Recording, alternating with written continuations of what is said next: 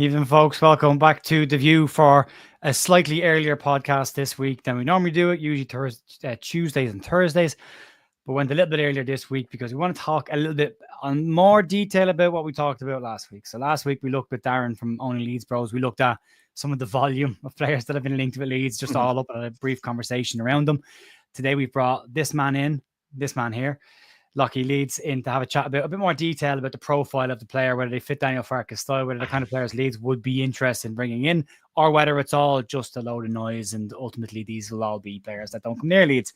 I'm delighted to be joined by Ben for this. I watched his videos during the week around some of the types of players Leeds looking to bring in and what they need for next season. It's a really interesting video. Ben's details are linked down below in the description. You can check them out as well. But we'll check in with Ben first. Lockie, how's things, mate?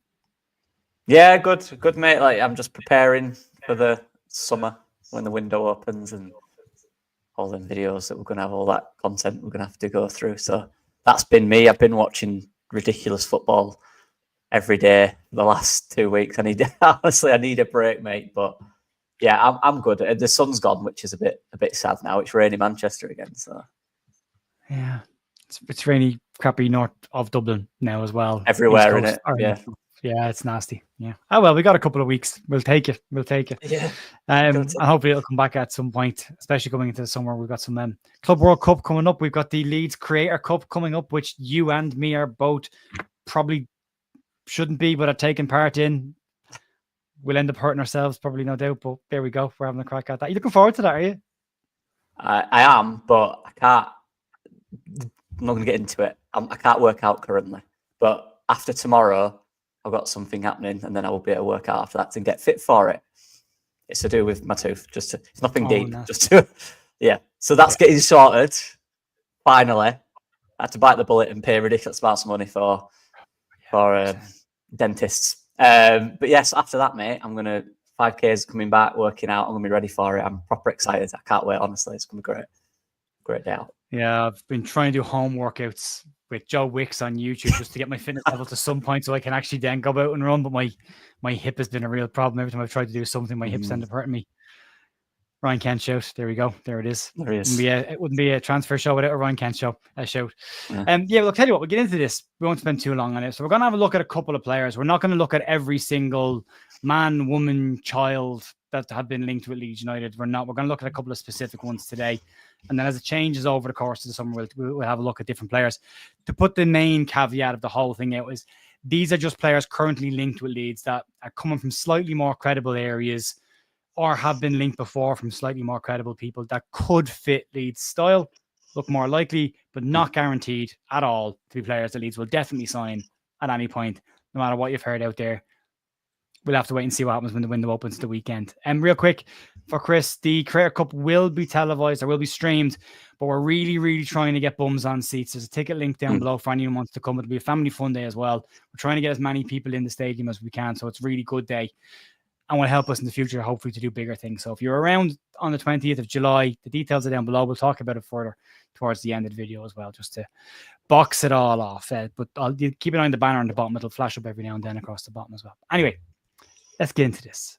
So the players we're going to have a look at are Vladyslav Vanat, who is a 23-year-old striker from Dynamo Kyiv.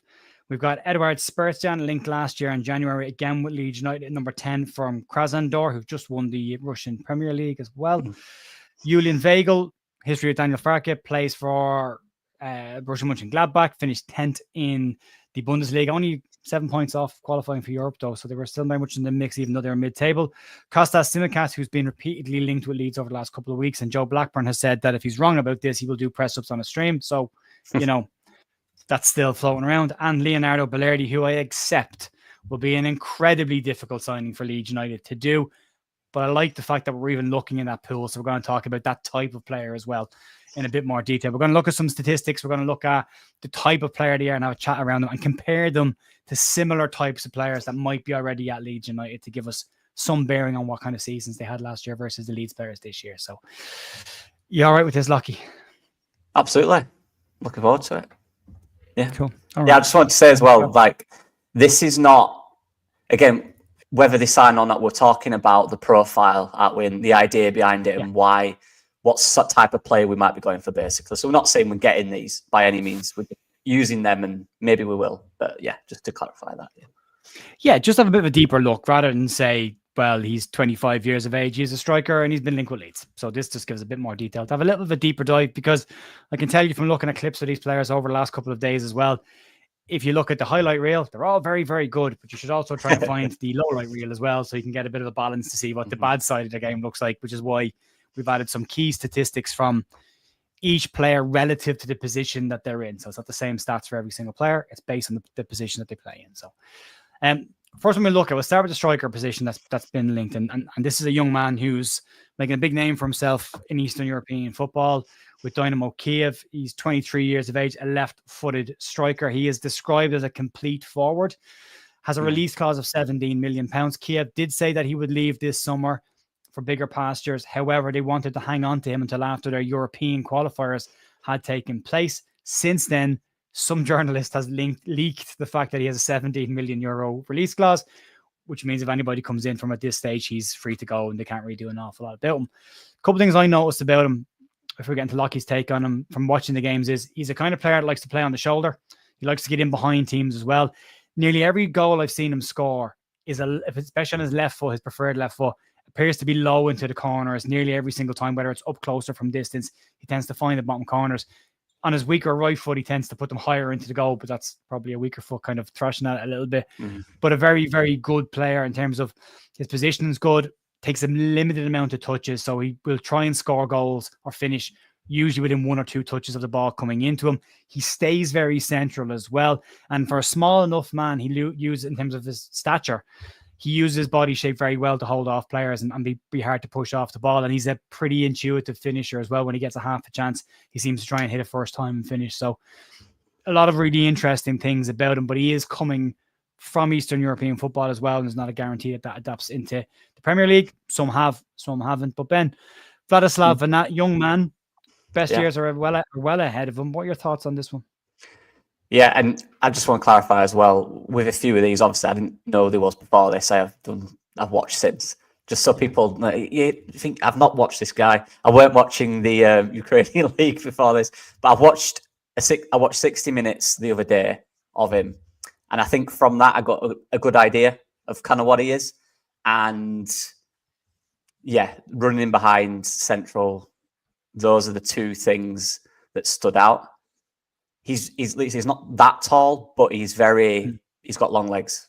He's one of them guys. He's very limited. His arms are long, his legs are long, and he uses that well to manipulate the ball in his body between the defender. But the key thing for me is, do you know when you were a striker, Jer, he always sits between the centre backs. He doesn't sit on one, he doesn't sit on another. He's always looking to play between them. Now that just keeps them thinking. He's always on the blind side. When the ball comes in the box, can I get on the blind side of the defender? Which are really good things to have as a striker, because that'll get you goals. Yeah. That is something that stood out. He's quick. When his legs go, he goes. He's direct when he runs. And like I said, he uses the space between defenders really well. The timing of his run is excellent. He's that type of player where he's quite elusive. If we can get a ball in transition, for example, having a guy like that to occupy defenders and stretch could be really important. So from that side of it, I really liked it. I really liked what I saw. And he didn't have a lot to do in that game. I think he had one chance and he took it, he scored. But it was a good finish. Like you said, he took it on that left. And he kind of bounced it in front of the keeper and it went over him. Really good finish. But I've not watched so much, I can't speak deeply about his finishing, but he scored a lot of goals this season, which makes you think he must be all right at it. But he's one of them where I didn't see much in that game of him holding it up, coming deeper. It was very much last man running behind. But again, is that instruction or is that something he needs to improve on? We don't know. But for me, he's definitely a type of player where just looking at his frame, you can build up. You can definitely build, like in terms of muscle, get him a bit stronger, a bit more conditions, 100%. Yeah, but he looked dangerous. He looked like a threat. He was always, and I'm not comparing him to this player by any means. I'm not, right? I'm going to mention a name. But do you know the way when City get that ball and Haaland has space to run into it and he just commits? Exactly like that. That's the only time I'm comparing him to Haaland, just in the way he finds that space between defenders and just drives into the space. He did that really well. So So it's an interesting one, but it's for me the only thing, and you mentioned it, mate. It's the league. It's so, I guess for someone that's pretty decent, it's probably quite easy to look good in that league, particularly against the teams that are not Shakhtar Donetsk. It's probably quite easy. But I did watch him against Shakhtar Donetsk, so I tried to get the game that was a little more of the level. But it's an interesting one. It's one of them where you look at his kind of shape, his body, his fundamentals, and he can probably be adapted to a lot of leagues, a lot of systems.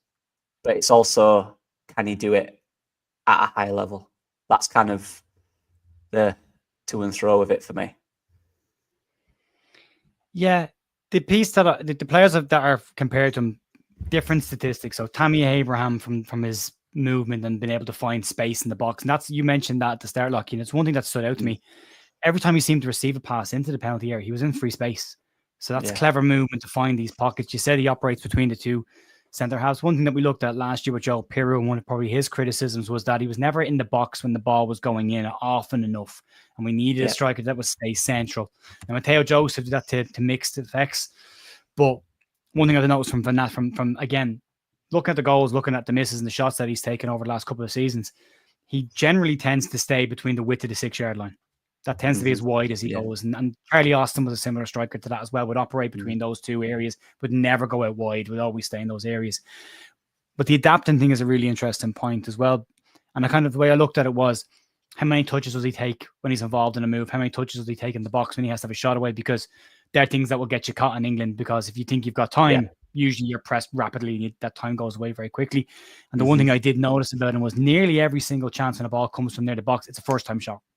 It's just bang. And he tends to find the target, not necessarily the back of the net, but he tends to find the target with it. And again, that shooting style as well, it tends to be low and hard. Nearly every single shot tends to go into the corners. Yeah. And also to say to anybody, if anyone we're talking about here, I have linked some videos below of each of these players. Now, they are the highlights, except for Julian Weigl, which was really hard to find any videos of Julian Weigl. So I had to end up going around the internet, finding lots of different videos of them to try and get it. But everyone else is linked below if you want to have a quick look at their highlights. Again, they're a highlight reel. There is another side to their game as well, so just bear that in mind. But yeah, one of those things I noticed about was that intuitive striker, that really reactive finish, and when it does come in, it's a smash and it's on target. And he knows where the goal is, and he trusts himself and he backs himself to finish. So really, really good. And that Haaland explanation as well.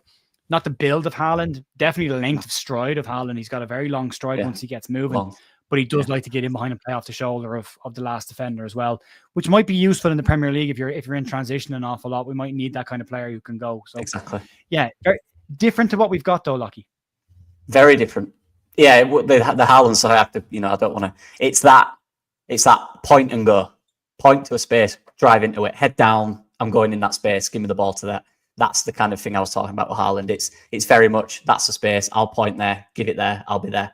But yeah, he's love Pirro, outstanding finisher, really good technical player as well.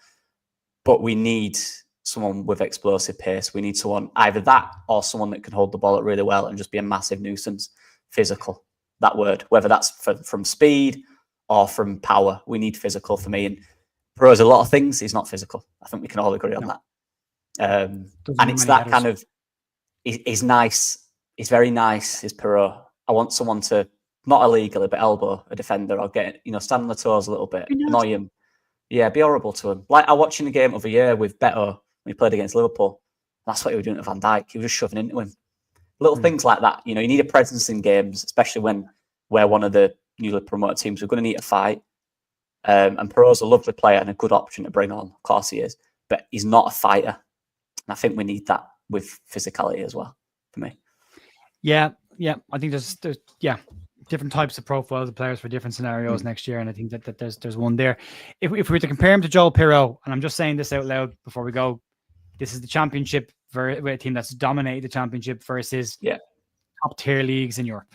So bear that in mind. These are not exactly apples for apples comparisons, but there's kind of just as visual to give us an idea. So if you put him beside Joel Pirro and have a look at this, goal wise last season, Joel Pirro scored 19. I should have swapped the two players around. Doesn't matter. That'll just annoy me. Pirro scored 19, Vanat scored 17. But if you look at the scoring frequency, Joel Pirro averages a goal every 163 minutes. Whereas Vanat averages one every 132 minutes. So he scores a little bit more frequently than Joe Pirou does. Goals per game average 0.4 for Pirou, 0.6 for Vanat, so slightly more there as well. This was the interesting stat: goal conversion percentage. Vanat's goal conversion percentage is 35%, which is really high for a striker in any major league. 19% Joe Pirou, which would still be considered a very good 25% is a good conversion rate for a striker. To be up around 35% is very high. And then successful dribbles, 32% successful dribbles to Joe Pirou last season, 73% successful dribbles to Vanat, which goes back to that point, Lockie, about the type of player that he is. He likes to run with the ball in behind. Yeah, exactly. That conversion rate is a joke, by the way. I think at one point Pirou had 25%, which was by far the best in our team, by far. I think for comparison, at one point, it might have changed. I think Nonce had like a 6% conversion rate. And that just shows, I'm not saying that's bad, I'm just saying like the level, like 35 is ridiculous. So yeah, that's something that will have popped up, obviously, when you're looking at this player. How often does he finish? Because goals are good, but how many chances is he getting? A 35% conversion rate is ridiculous. And like you said, he strikes the ball well. He's got good mates, good contact with it when he shoots. Good technique, hits it low, body over it. Yeah. So, yeah, very different players. And I think that's what we need, mate. We need someone that's different to Pirou. Honestly, we do need a goal scorer. Obviously, you want a goal scorer. But for me, the main thing we're missing up there with all our strikers is just a powerful runner, I think. Yeah, for me. I agree. Just in the comments real quick, we are Compost. Just to point out, I've said 3 times that we know that we're comparing them to different leagues in Europe that are not comparative to the Championship. We couldn't have made that more obvious before we started doing this. We've said it a couple of times already. So these are just for our visuals to give you an indication of the type of player versus what we've currently got. They are not comparable. I'll say it for the 4th time. We're not comparing apples and apples here. It's the best we can do because they don't play in the same league. Yeah, we're going to get this on, Mike. I know, yeah. We'll move on. We'll talk about the next player, who is Eduard Spertsyan, who we looked at last year, looked again at in January. If you look at the historical number 10 type of players that Daniel Farke likes, so Brendan Aronson being the outlier last year because he kind of inherited a player after Georgie left. He tends to look for a creative, technical player who can operate between the lines, take the ball on the half turn, and can link the ball with the midfield. Look at Spertsyan's type of things that I noticed about him. First thing I noticed about him, free kicks. The man can hit a ball from a dead ball. Free kicks, and his corners are interesting as well, Lockie, because it's not always a direct delivery into the box. A lot of times he shoots directly from the corner and aims for the front post area and low as well, or looks to do things very, very quickly. He's pretty what's the word I'm looking for here? A very quick thinker. So if there's an opportunity to do something really quickly, he will do it really, really quickly. Shorts, corners, waits till teams aren't set up and then takes free kicks early. So that kind of stuff I really liked about him. He's a very direct player. He's not the fastest player in the world, but he's not slow either. He can move. Yeah. Manipulates the ball very well, uses his body to shield himself from players when he does get moving. So he still can cover the ground. Again, similar to Vanat, doesn't take a massive amount of touches. If he can let it go early, he lets it go early. Good link-up player. And people who miss Pablo Hernandez, he nutmegs people a lot. He does like a nutmeg as well, and can drop into midfield to try and link things as well. But he's all round looks like a very tidy footballer. Good numbers as well, but we'll get to them in a couple of minutes. But wouldn't be a huge amount of money. His transfer market value is around €20 million, pounds, probably like for like in around that 18 to 22 million pound market. Could leave this year, but has just won the league in Russia with Krasnodar, who actually Daniel Farke has a connection to. Haven't been there briefly as well. So thoughts on Spertsyan? Yeah, another one, I hadn't seen. I did a video when Farke came in. I did a video on him then. I'd watched a little bit then, but that was like 2 years ago now, which seems ridiculous that it was that far away. So I watched this afternoon. I watched them versus Rubin Kazan a few weeks ago. It was on. I found it on the interwebs. And again, it's what we don't have. Technical, good decision maker, good technique on the ball. Like you said, it can shoot. His shooting is ridiculous. And yeah, set pieces. Again, I saw it and I thought, someone that he got an assist from a set piece. Someone that can take a set piece. Love it. Like these are little things that we don't have that we need. And in the Prem, you're looking for things you don't have that you need and what the league requires you to have to stay in it. And that is set pieces, that is technical players, you know, and also he did look quality. He did look quality. There was one moment where he dropped so deep and he just links the play up. So he'll drop deep, link it up, go further forward, link it up. Very comfortable on the ball, technical player. Like you said it there in that little paragraph. It's about decision making as well in the Premier League. If you're not the most physical, you rely on technical ability, but it's also how quick you make decisions on the ball. That's really important in the Premier League. If you're not a big physical player, decision making is massive. It's absolutely massive, even if you're physical. So that is something I did like about him. He looks like a very smart player who can bring a lot to a team. But again, my worry, and again, I'm going to keep using this word today, is the league. How good is it? Not great. But also that he ain't very strong. He's not very physical. And I know that shouldn't be really a problem, but that depends for me on, if you bring him in, for example, but you do bring in some quick, physical, hardworking players around him, you probably get away with it. But you can't have, for example, him, a Solomon, you know, a striker that's not that physical. Now, we need that in there. So we need someone to do that. So that is a little worry. And it's not, I don't say it needs to be big and strong. It's just that aggressive burst of pace to get you up the pitch, to get you out of a situation. You know, when your man beats you, can you track him? Because that's going to happen. We're going to get transitioned on loads next year. It's going to be fun. And it's about, can you keep up with that play? Can you get a tackle in? Agility is important. So it's just them little things that worry me about how high you can take that. Because, look, if he went from Russia to maybe the Bundesliga as a second step before the Premier League, there's more to judge because it's higher up. But there's no intermediate step. It's from Russia to the Premier League. That's a lot. But you are right in what you're saying about his technical ability is excellent. He's got a wonderful foot on him. You know, wonderful passer of the ball, way to pass, set pieces, shot. That side of it is brilliant. It's just the league, the level, and can he do it in the Prem? You know, when you're playing against these teams who are all look at like a Gibbs White, for example, similar player in terms of technical, but he's quick, he's strong, he's powerful. So that they're just concerns. They're not things that say, "Oh, don't get him because of this." They're just things that I consider when we're looking at players, basically. Yeah, I mean, you have to balance this out. We're not going to, every single player we look at, you can't just go, well, he's going to be great. And then they come in and we absolutely hammer them for 2 games because they do the things that we didn't talk about, which is those sides of it as well. So there is a balance there.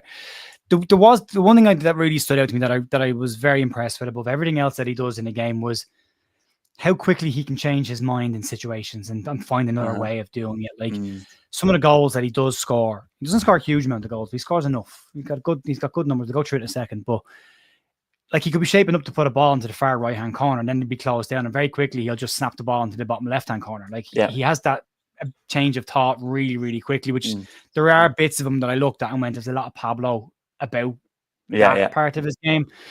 Pablo would get dirty and rugby where Spertsyan probably less so, but there's a slight age difference there. He's not too old, he's only 24 years of age, Spertsyan. So there's a huge growth area there for him. He's got time, not near his peak years at all, but as you say, the pace isn't necessarily his biggest thing. But again, if you look at when he does receive the ball, one of the things I love about Brendan Aronson, of the criticism he gets, there's very few players in the lead squad that have the ability of taking a ball in a half turn the way Brendan Aronson does and running into space and pushing forward. Spertsyan does that very well as well. He likes to come in, get it deep, turn, open the body out and go, and then feed it into the channels for the wingers or feed it into the striker as well. And if you go back to Vanat's type of running, you could see a link up there that would be quite nice to watch. But interesting. Let's look at his numbers versus our current number 10, Brendan Aronson. So different statistics because different players, different positions. So goal and assists, Spertsyan has 17 goals and assist combination last year, Aronson 11. Total shots, Spertsyan takes more, so 2.3 on average per game versus Aronson's 1.9 per game. Big chances missed, Spertsyan missed 5 last season where Brendan Aronson missed 11. So Aronson takes more chances in the box. Spertsyan isn't as advanced, probably. That's probably how Farke plays him as well. Big chances created is an interesting one. Brendan did create 9 big chances that weren't converted last year, whereas Spertsyan created 6 additional ones. Passing accuracy, 77% for Spertsyan, Aronson's got a better passing percentage, but probably takes less gambles with his passing. That should be said as well. Yeah. Successful dribbles, 50% for Spertsyan, 49% for Aronson, and possession won in the final third, 0.3 for Spertsyan, and it's a 0.4 for Aronson. You just can't see the 0.4 there, but it is 0.4 for Aronson. Thoughts on the data, Lockie? It's not that different, is it? And this is apart from obviously the big chances, but this is it. You'd look at that and assume Aronson is a much more creative player. But this is the thing about being creative. There's ways to do it. You can be creative by being, productive, like Aronson is at getting the ball in dangerous positions. That's being creative. You're finding a space high up, right? And all Aronson needs to do is turn with it, like we said he does, and then you've created a chance. You're in a goal-scoring situation a lot of the time. Whereas Spertsyan is more the guy that makes that pass. He's not necessarily always high up. He does drop a lot deep to link play up. He's very comfortable on the ball. He retains the ball very well. So he's more creative in that way. Whereas Aronson is more creative in the final third running. So they're very different.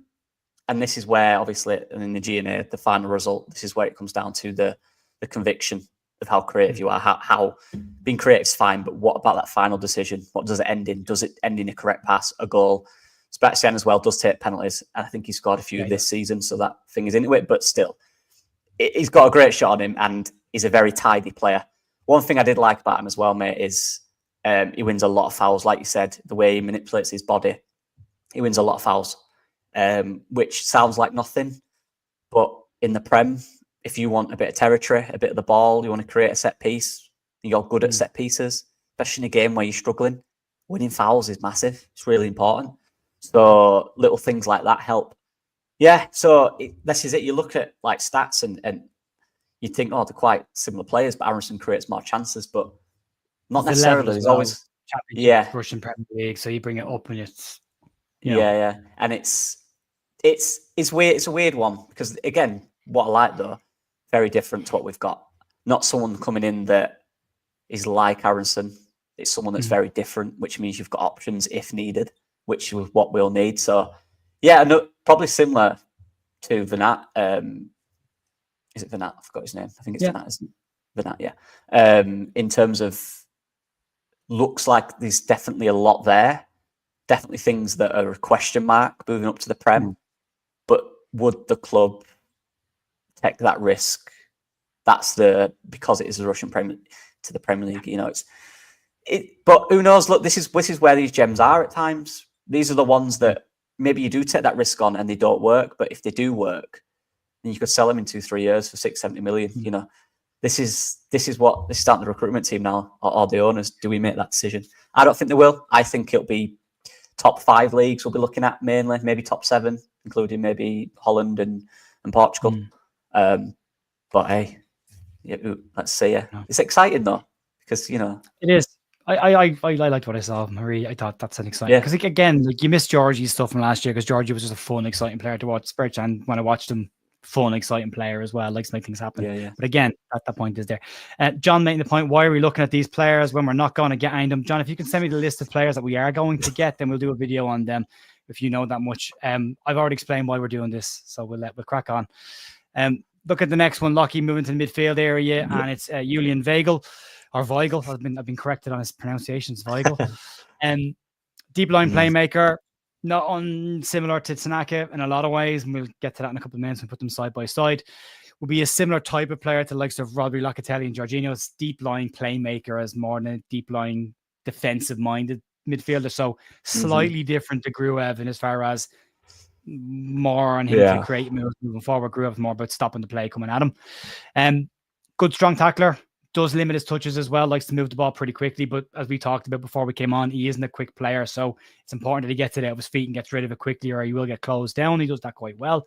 It does intercept gaps very, very well, so his movement across the middle is very good reading the game. But that's again, Ilya Gruev does that really, really well for me. Never gets any credit for it, so Weigl won't get any credit for that either. But it's a nice thing that a central defensive midfielder can do. He's very physical in there as well. He's a big presence in there, very calm on the ball. Tends to keep it really, really simple, but does have a nice long pass to him when he needs to open it up a bit. But you're not as confident or as big on Julian Weigl as I would be at the moment, Lockie. No, well, he's an excellent footballer. He's had an unbelievable career. He's played for Germany. He's played for the first team in Germany. He is very good. It's just, and he's definitely an upgrade on if it was, whether he came in deeper for Gruev, a replacement for Gruev, or he's definitely an upgrade on Gruev for me. My problem with him, although his pass range is fantastic, really, really good. Like you said, his passing is excellent, really good. It's the physical side in terms of 1v1 in the middle against a tricky player. I think he struggles massively. And this is one where I've seen quite a bit of him. If it's kind of, and there's just them players are everywhere in the Premier League, transition when we have to track back and it's 2v1 or 1v1 with him, he's just going to get beaten really easily. Those are the moments I'm worried about. He's very slow in that sense. He's really quick in the mind at making decisions. But just in those situations where we're turned and he's running back and there's a quick play coming up against him, I think he struggles. Do you know, in a way that, and I think he's a better player than Matt Rocker, but it happened to him often where it just get beat by quick plays a little too easy and he'd pull him down. Yeah, he couldn't turn quick enough. There's a little bit of that. So that worries me, especially when, in the Prem, where these players will just absolutely destroy you in there. So that's a little concern for me, but he's a very experienced player. He's played at a very high level for Germany. The first team. Very good on the ball. Very good. In terms of passing range, he's excellent. Really good. So, very contrasting one for me, mate, to be fair. The league's good. It's a decent league in Europe. It's one of the leagues you should be looking at. It's just that kind of, is it physicality, agility, slow, quick kind of thing? It's worrying me, mate, to be fair. Fast twitcher muscles, your fast twitcher fibers that allow you to get to things just half a Actually, when we get to talking about Leonardo Balerdi, there's a man that has that little spark of pace when it's needed. Not in his overall game, but those little half seconds where you need to get ahead of somebody. Very, very good at that. But yeah. Again, to everyone who's asking about these leagues, we've said this. We know they're not comparable. We're just working through what we can because we're not signing anybody from the top 6 teams in the Premier League or first team players. So a lot of our fan base seem to be underwhelmed with the players that Leeds are linked with. They're only links, they're only rumors at this point. None of these might end up being Leeds players. But people seem to think that we can just go into the top 6 teams and pick their first team players and afford to buy them, pay their wages, and they want to come and play for a newly promoted side. And given the history of the last 2 seasons, it's very unlikely that most teams of that level would consider dropping down. So you got to find other ways to do it as well to make that jump. Which, if you look at Brighton, half the players Brighton bought over the last 5 years, most people would never have heard of. So you got to be careful with that as well. Exactly. Right, let's have a look beside Tanaka. There's not a lot of differences. Passing accuracy for Tanaka, 90%, Weigl, 89%. Accuracy in his own half, 93% for Tanaka, 91% for Weigl. Accuracy in the opposition's half, 86% for Tanaka, 85% for Weigl. Long passing accuracy, this is where it differs a little bit. Tanaka, 58%, but most of his game is short. And I kind of feel like Daniel Farke told him to stop knocking it long early on in the season last year, which might have contributed to that. Weigl, 66%. Interceptions per game on average, 1.3 for Tanaka, 1.5 for Weigl. But that goes into that point about he isn't the most mobile, so he tends to sit in that position and cut things off, where Tanaka tends to be in more parts of the park. And then tackles per game, Tanaka 2.2, Weigl 1.6. So Tanaka gets involved more, but again, there's that mobility factor as well. He's involved in an awful lot more. I think if Weigl was to come into Leeds and if he was to play, it's a sit and hold and pivot. He's not going forward. I think his job would just be to sit there. But as you say, if he does get pulled forward a little bit, you can get done. So, the links with him are strong, but they're strong because of the connection with Farke. They're also strong because he handed in a transfer request, and it's strong because over the weekend, Gladbach said he can go. So that's where a lot of that is coming from. So it could be agent talk, could be just an easy link to the connection with Daniel Farke, but an interesting one all the same. Has very good parts about his game as well, very experienced, which Leeds would need, especially looking at the first 2 players we looked at, they're 23 and 24. Julian Weigl's 29 years of age, played over 300 times in the Bundesliga, is vastly experienced player, played for Germany, good player. But again, how Leeds will shape up in the Premier League will dictate what type of players they really need in those positions. So that's him. Moving on to the second last one, and this one splits the fan base down the middle, and it's Kostas Tsimikas attacking fullback. And again, if you look historically at Daniel Farke's fullbacks, he likes attacking fullbacks who support offensive play, aggressive in their positioning upfield, which you can just copy and paste that on the Junior Firpo and Jaden Bogle's attributes. That's exactly what they do. Tsimikas similar to that as well. Not on the level of Theo Hernandez or Oleg Zinchenko. I wouldn't mind Zinchenko. Not on the level of them, but a similar style of player and what he does. His key strengths are his work rate, his aggressiveness, and his crossing. Farke likes aggressive fullbacks. There's a lot of interesting things with Tsimikas. Hasn't played a huge amount of games, which is 18 appearances last year in total, most of them off the bench. Doesn't have a lot of momentum going behind him over the last couple of years either as well, but was a decent player when Liverpool brought him in, but isn't seen as a natural successor to Andy Robertson as he's going to move on this year as well. So could be free to move. £15 million transfer fee. Very attack-minded fullback who does have a decent cross. He crosses the ball very, very well, and we'll look at that versus Firpo in a second. We'll get to Firpo again as well. But look, your thoughts on Kostas Tsimikas. Where do you sit with this one? Yeah, to be fair, out of all these names, he's probably the one I'd like the most, just because I think it can be. He wants his idea that he won't be there next year, and he's played in the Premier League now. One thing I try not to do is look at what other fans say about a player, because make your own. What people saying about Bogle, make your own judgment when you see him. That's what I do with players. I don't. Liverpool fans will say he's rubbish because their expectation is world class. He's not world class. He came from, what was it, Olympiacos? Yeah. I think for him, the step was a little too much, too quick. There should have been a step in between before he went to Liverpool for me, which is probably why he's not played as much. They've got ridiculous players in every position. So one that I like it, mate, I'll be honest. I do like it a lot. He played the other day against Brighton. He was poor. But I try not to, that Rusty, we'll call him Rusty, Joe. But yeah, like you said, is the profile for me. And we're in a situation now where if we want a player who's really good defensively, and really good in transition, we're not getting him because he's at one of the top 10 clubs in the world. So you've got to try and find a guy who's pretty decent at both or really good at one. And I think he's decent at both. I do, without being outstanding. I think he's got moments where he makes excellent tackles and moments where he's really effective in the final third. He does have moments where he switches off, but again, he can be a bit wild at times as well. Yeah, like Balerdi. Something. No, not that bad. That's not that bad. not like kicking him in the face in his first game. No drop kicks. But yeah, he's got that little wild streak to him. Look, if you can tame that though, that's not bad, is it? But I like him. His experience now. He's played at this level. Look, he's not played so much, but I just like the player. Works hard, honest player. A player for me that has a lot to prove now. He wants to go to the next step of his career. He wants to play. He wants to play every minute.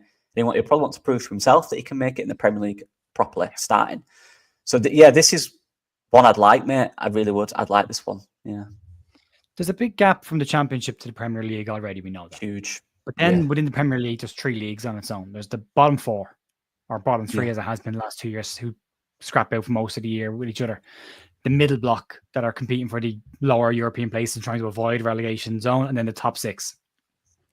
He might not be a Premier League number 1 player for Liverpool who just won the title, but that doesn't mean if he comes down a couple of levels in that league, he's not a very competent fullback at that level. As you say, there's just maybe a stepping stone should have been someone like Leeds or Brighton or Brentford before he then moved on to Liverpool. And you've seen that with Milos Kerkez, who was linked with Leeds the last time we were in the Premier League. Leeds had a good long look at Milos Kerkez.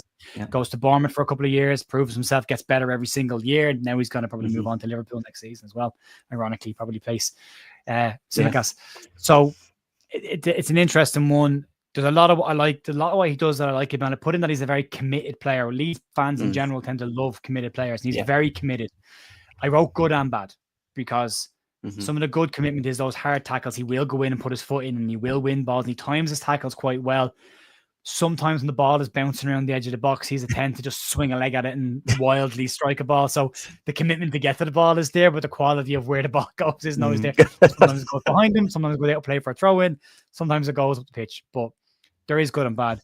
But when you put him side by side with Firpo, it's an interesting reading. By the way, Lockie told me before we came on, a couple of people have mentioned it in the comments as well. There are very strong rumors linking Junior Firpo with a move to AC Milan, and could be announced soon for Rich Romano's channel, but we'll keep an eye on it and let you know. But For right now, side by side, passing accuracy, Tsimikas is 91%, Junior Firpo 82%, but Firpo played an awful lot more games than Tsimikas. That should be pointed out.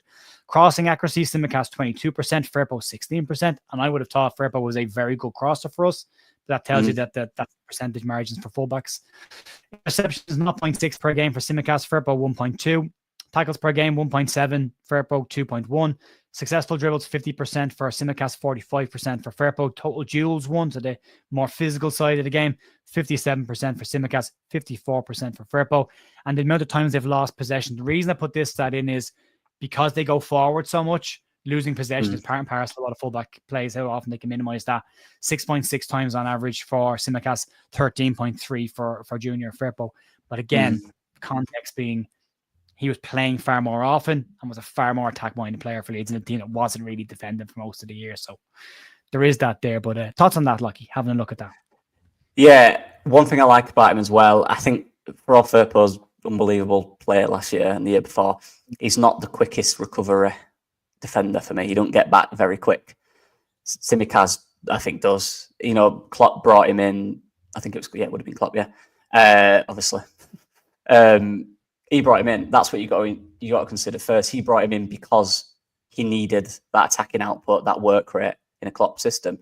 So he's got that in him. Like you said, he's got that commitment.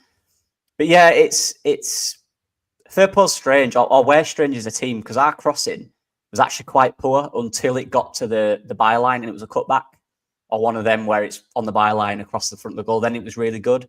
But actually, a bit deeper or wider, our crossing was relatively poor all season. So someone, and again, bringing someone in who can put a ball into a box in the Premier League is another threat. If you can't be direct, if you can't play it through, your wingers are struggling. Having someone that can just get a ball into a box and cause a bit of chaos is really important.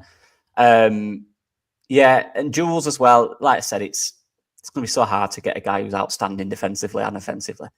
Don't really exist, unless they're at the top league, they're at the top level. So I like him, mate.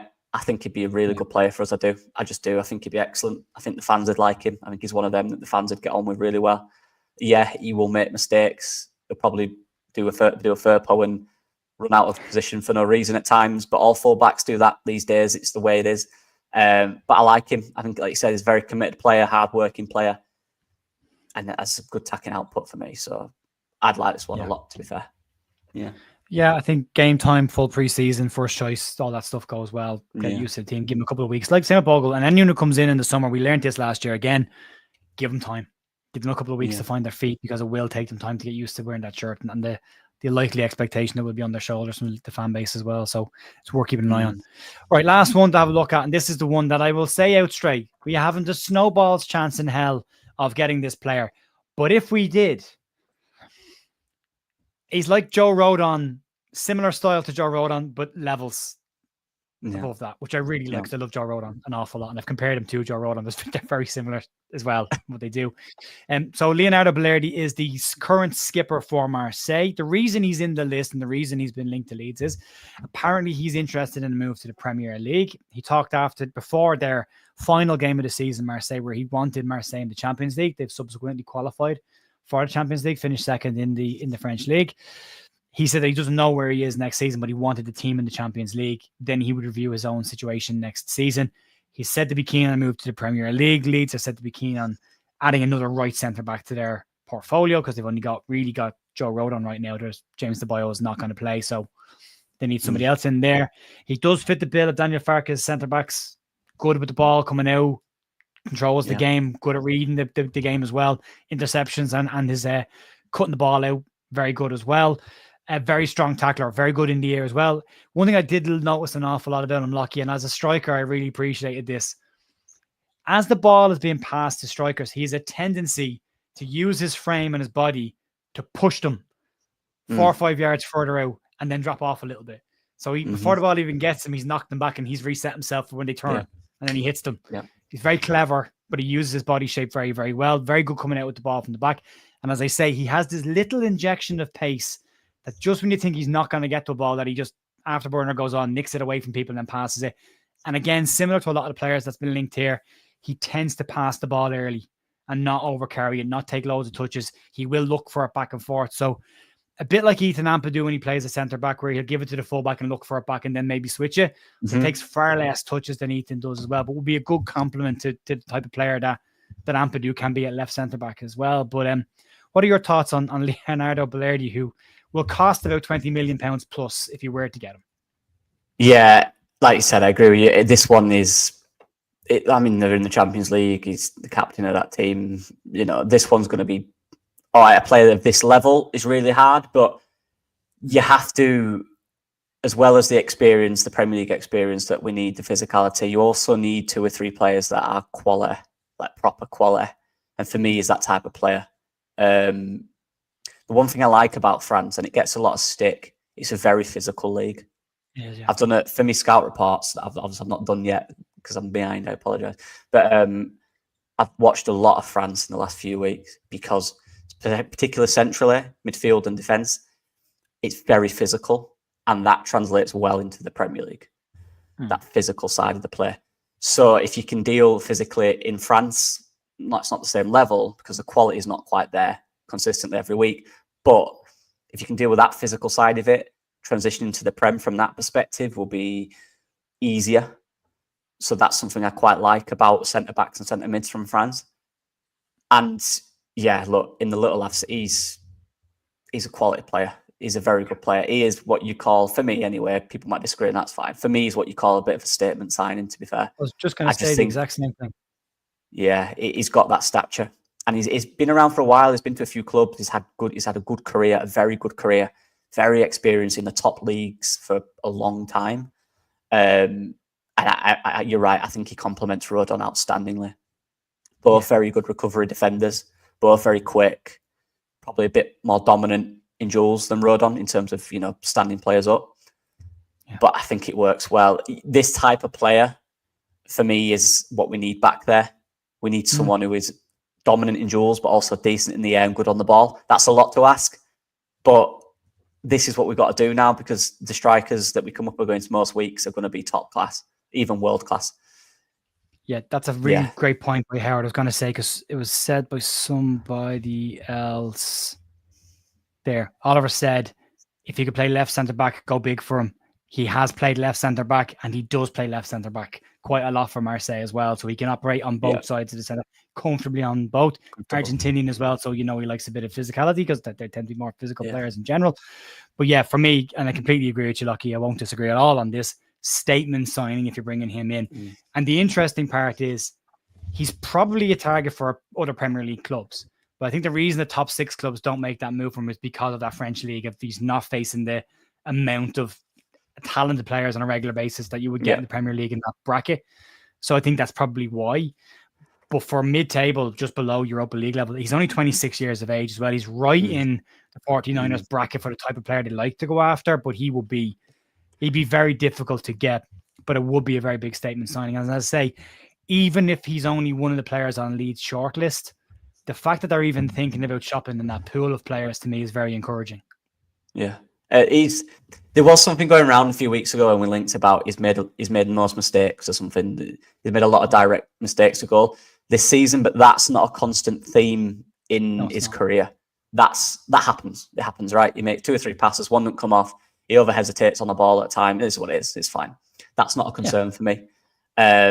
Because what we need, in my opinion, we need progressive players back there. We'll need players that will take risks. It's going to happen. If we're going to find spaces high up, we're going to have to take risks. We can't be slow and pedestrian. We're going to have to do that. We're going to have to break lines.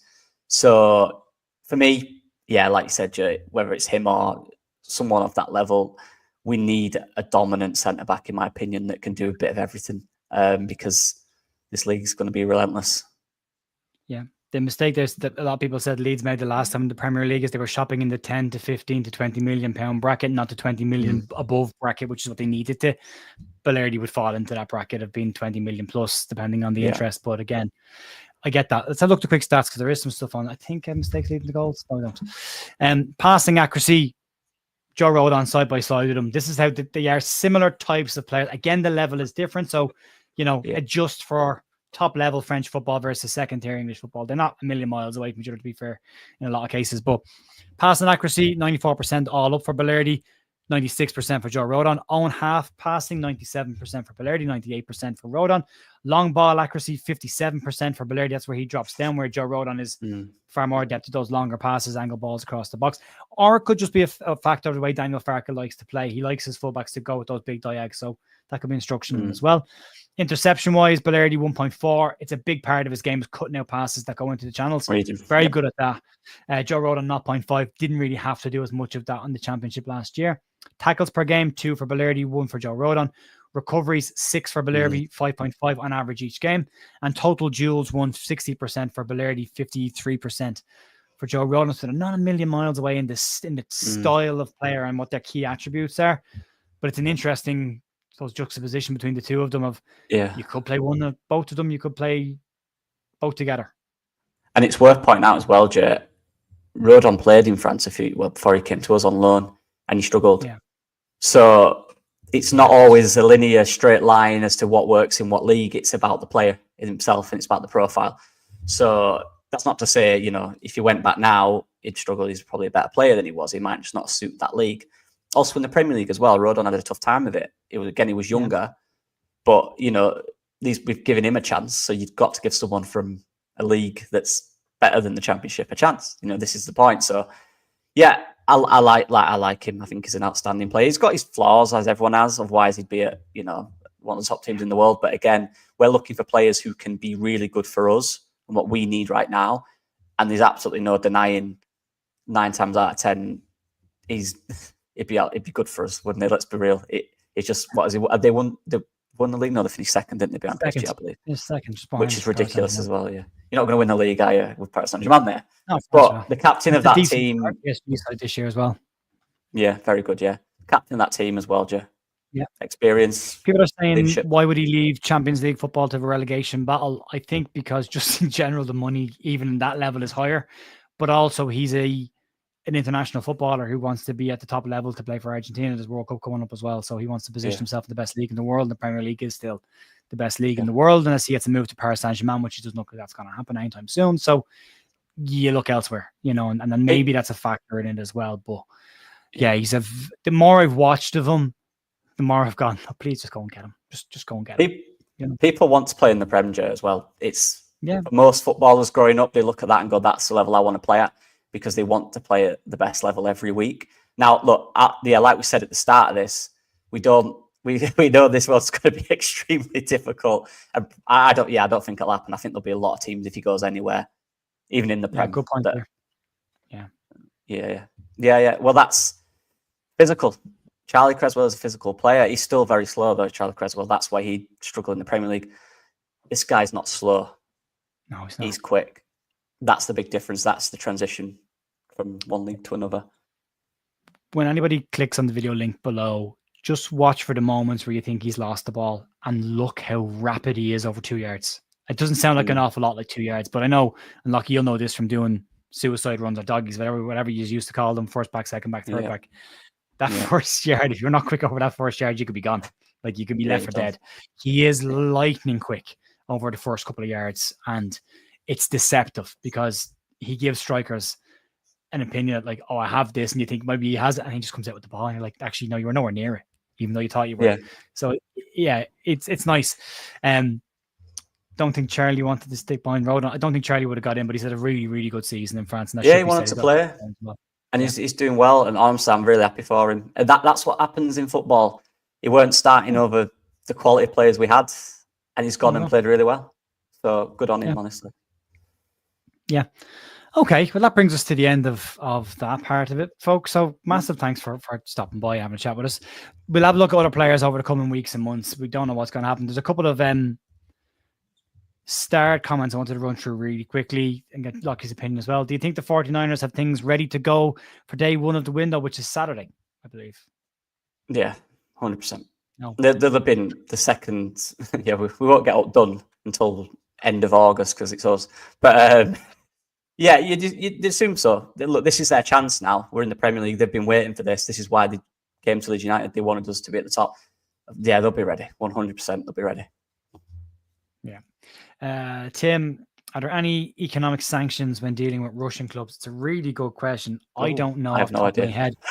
I know Spertsyan is an Armenian international. He's not a Russian player, but I don't know. It's a very good question, but I'll have to find out and look into that. I don't know. Players have left Russia and gone back in the last couple of years, so I don't know. Football gone to AC Milan, yeah, that is apparently the rumor that's doing the rounds. As a starter, Leeds secured. Oh yeah, this was the Ilya Gruev point. This is really great. We were talking about defensive minded midfielders. When Ilya Gruev started, Leeds secured 2.39 points per average per game when he was there, which tells you what he did. I always look at the away games. We conceded less goals away from home when he played versus when he didn't play. So there is a part for everybody there. Do you guys think that we will see much movement in the early part of the summer window or closer towards the end? Would you think we need to get players in for pre-season? What's your ideal versus what you think will happen? Ideally for me, I think experienced players, we need to get in quick. They need to be right at the start of training, set the standard straight away for pre-season, get them prepared for the Premier League, these young players that have not played in it. I think that's really important. Then later on in the window, we can go for the more kind of exciting, expressive players. But I just think it's really important that whether that's one or two players, that early on, we bring in players that played in the Premier League. So that it sets, Joe, it sets a standard at training. Straight away, this is the level you've got to be at now, and they'll set that standard. Going into pre-season, you've got that mindset then.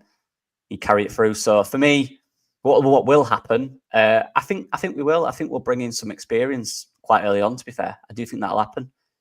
I think something about the PSR window end in the middle of the transfer 30th. window. So does that mean after that maybe it's different, innit? So we might see different business.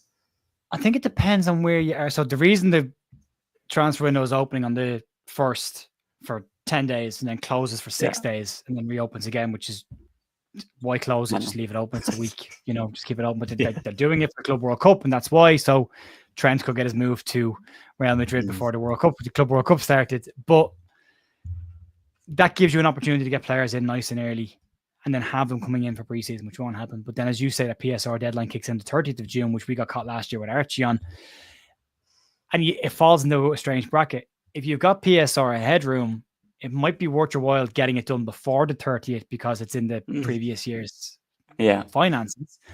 Where if it goes into the next one, it could come into comes into this year, next year's one. But if you don't have any headroom, then you need to wait, and you might need to make a sale. Like Aston Villa are rumored as having to make one big sale, possibly even more now after missing out on Champions League football, but definitely one big sale before the 30th of June deadline kicks in. So that's going to get interesting. We've seen teams be very creative with that as well. So we've seen Aston Villa sell £30 million youngster who's barely kicked the ball for them to Newcastle, who sent them a £25 million youngster back to Aston Villa who's barely kicked the ball, and the difference being a £5 million revenue. So because it's worked on revenue. So you might see a bit of that as well. I wouldn't be shocked at all. I'd love your thoughts on this, to see Leeds possibly sell someone that we don't think Leeds will sell in order to rejig the thing and bring in the players that they want to bring in after that fact. But I don't know what you think about that. Oh, I hope not. Who would you say like a Joseph, or are you thinking more like a Tanaka or like a big name? What kind of? I'm thinking of someone like a Joseph, or maybe even somebody like a Peru. Okay, that'd be good. Not saying that he will go, but just that kind of like Jesus wasn't expecting that to happen, But then all of a sudden you bring in a different player, two players in that position, it changes your listing of players. Yeah, it's a tough one. That I just look, mate. As long as when everyone's back at pre-season, we've just brought in some quality, experienced players. That's really important for me because we need to set the standard and get in the mindset early. You don't want to get into the mindset a few weeks before the season starts.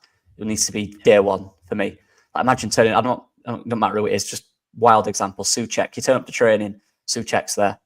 Played 200 Premier League games. Suddenly he's telling you lot, this is the level you need to be at. Do you know what I mean? That's just an example, by the way. It just came to my head. So good example, though. That's what I need. That's what I'd be happy with. If we did that early on, I can wait a bit longer for the more kind of European exciting ones. Yeah, we'll have to wait and see. It'll be an interesting couple of months anyway. It'll be an interesting summer. A lot of people don't like this. You mentioned Souček. I do. I think if Leeds were to spend the bulk of the cash on 4 or 5 starting players of Premier League level to get that team ready and a bit of experience in there.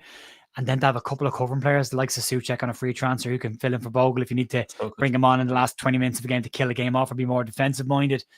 That level of experience is vital in a team, and that's where you fill those gaps and make your team overall step forward as a group. And as you said about what they'll hold players. So Roy Keane talks about it all the time. I've been lucky to play for successful teams in Ireland, and I can tell you the teams that were successful were the toughest teams I ever played for. And Roy Keane says the same, because players that win on a regular basis, they set standards on every player in that team. And if you're not on that standard, they drag you up to it or you leave. There's no middle ground. 100%. It's get there or go. And they hold each other to account, which is really important with a team. Yeah. And imagine, you're a midfielder. You're Tanaka, you never played in the Premier League. You Gruev, you never played in the Premier League. Ampadu's had, I think, 19 games. And Souček, who's played in Premier League for seasons, won a trophy, a European trophy, played there, quality level as well, been maybe this year, but apart from that, been outstanding. He's there, but he's not there to play around. He wants to play over you. He wants to start. This guy's played in the Prem for so long. He don't want to drop that now. So every training session is you have to overprove. You have to do better than him because that's the standard. Like you say, it's so important. These guys are no jokes. They play at this level. Our newcomers, our little newbies, our little players that have never played there, they'll eat them alive if they don't perform. And this is what we need to be because you're at a different level now. These are the best players in the Championship. They're not the best players in the Premier League because they've not earned that right yet. So it's really important for me that we do have these names in that have played there just to set that standard and let all our lot know that have not played in the Prem. This is the minimum level you've got to be. Yeah, a couple of smart Premier League experience signings around some clever, talented European signings will go very, very well as a nice mix for everybody, I think. Right, we'll wrap it up there. Lockie, what's going on your channel this week before we finish up completely? This week, I'm not sure because I've got some tooth stuff, so I don't know if I'll be in a state to film out this week, but I did a video the other day and there will be the scouting videos will be happening 1st of June. I'll try to get the first one out for. I don't know what position yet. I've not decided, but then I'll do one every kind of 4 or 5 days from there on out. So yeah, people want to check that out. Time to earn your money, Lockie, so we can find out where the next Tanaka is coming from. Pressure on this year. I've been a little safer, I'll be honest. I'll mention names, but my top ones are a little safer because Premier League now, Joe. I can't be giving any Bundesliga 2 names for the Premier League. No, you'd be ripped apart. Yeah. We'll see. There's a couple of diamonds out there, there is. Right 100%. Then, folks, Lockie's details are down below. Go check him out if you want your scouting report, if you want a deeper dive into match analysis and player performances. Absolutely one of the go-to places if you want that level of detail. If you like you're a more deeper analytical side of football. Yeah, there you go. A lot of words today. Right, folks, we'll leave it there. Massive thanks as always for supporting the channel and watching. I'm back in the morning for some Leeds news. Hopefully, talk to you then. See you. All the best. Bye.